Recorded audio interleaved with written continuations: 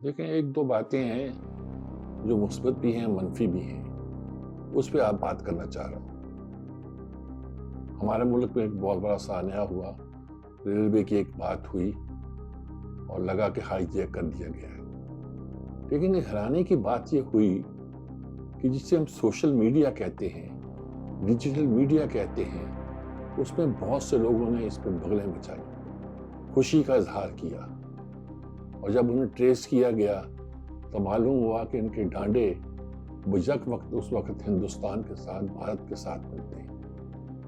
भाई वो एक ऐसी जगह थी जहां इंसान का पहुंचना मुश्किल था, सड़क उससे बहुत नीची थी और वो उसके इर्द गिर्द कोई और रास्ता वहां जाता नहीं था जहां से इंसान वहां पहुंच सके या वहां की तस्वीर कशी कर सके। उनके पास सब कुछ था, तफसीलात थी, तस्वीरें थी, सब कुछ, मुश्किल दुश्वार गुजार रास्तों की तस्वीरें थी और उनके कमेंट्स थे, ऐसे कमेंट्स जिनको सुनकर आदमी जो है उसकी वो कोई होश में नहीं रहता, यकीन नहीं आता कोई पाकिस्तानी, कोई हमारा शहरी इस तरह के कमेंट्स कर सकता है।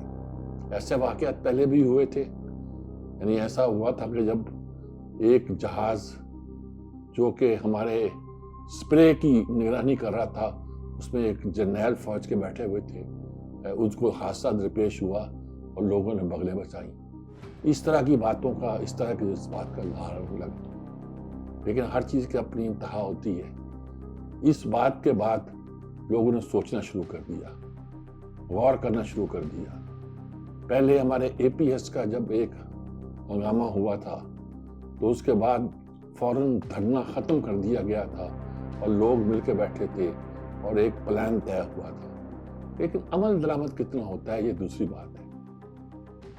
आज भी ऐसे लगता है कि इस वाक़या को सुनकर पहले तो एकदम यही शुरू हुआ जो मैं बता रहा हूँ कि एंटी स्टेट भी, एंटी फौज भी, और ऐसी ऐसी बातें आना शुरू हुई कि लगता नहीं था कोई महब वतन पाकिस्तानी ये बातें कर सकता है।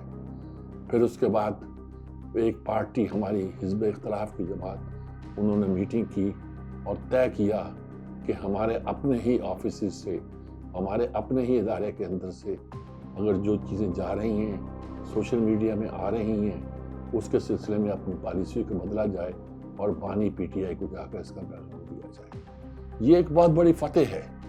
इस तरह की फतेह है कि जिस तरह गैर मुल्कियों में इस वक्त उसके सदर ट्रंप के आने से बहुत से मुल्क जो है वो अपनी पॉलिसियों को रीऑर्गेनाइज कर रहे हैं, सोच रहे हैं कि क्या ऐसा सोचना चाहिए, ऐसा करना चाहिए, बल्कि इस सारी सोच को एक हिटलर की सी सोच कहा जा रहा है। इस तरह मुल्क के अंदर भी अब ये बात पैदा होनी शुरू हो गई है। इख्तलाफात अपनी जगह, लेकिन ये नहीं है कि दुश्मन हमारी सफ़ों में घुसकर वो बातें करे जो हमारे मुल्क के मफाद के खिलाफ हो। और ये सारा सिलसिला पिछले 3-4 साल से जारी था। हम इसको सियासी जंग समझ के लड़ रहे थे। अब मालूम हुआ ये सियासी जंग नहीं है।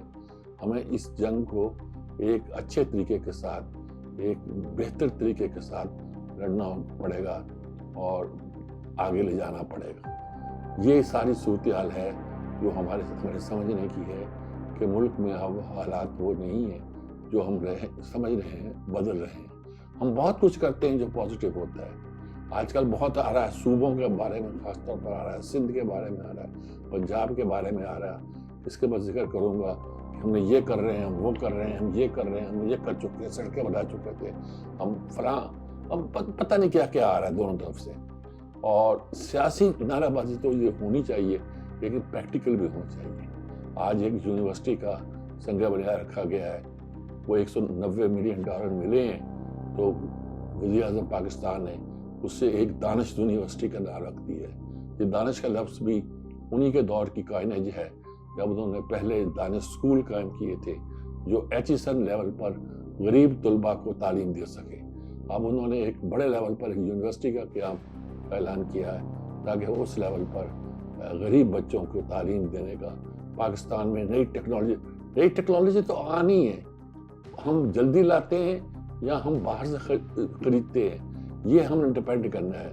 हम अपने अंदर इनकलाब लाते हैं कि खरीदा हुआ इनकलाब अपने मुल्क में लेकर आते हैं, ये हमें गौर करना है। लेकिन इस लिहाज से ہمارے ہاں جو تبدیلی بھی آ رہی ہے، سوچ کی تبدیلی آ رہی ہے، سرمایہ کو انویسٹ کرنے کی تبدیلی آ رہی ہے، اور وطن کو صحیح رستے پہ دکھانے کی تبدیلی آ رہی ہے، وہ ایک معنی خیز ہے۔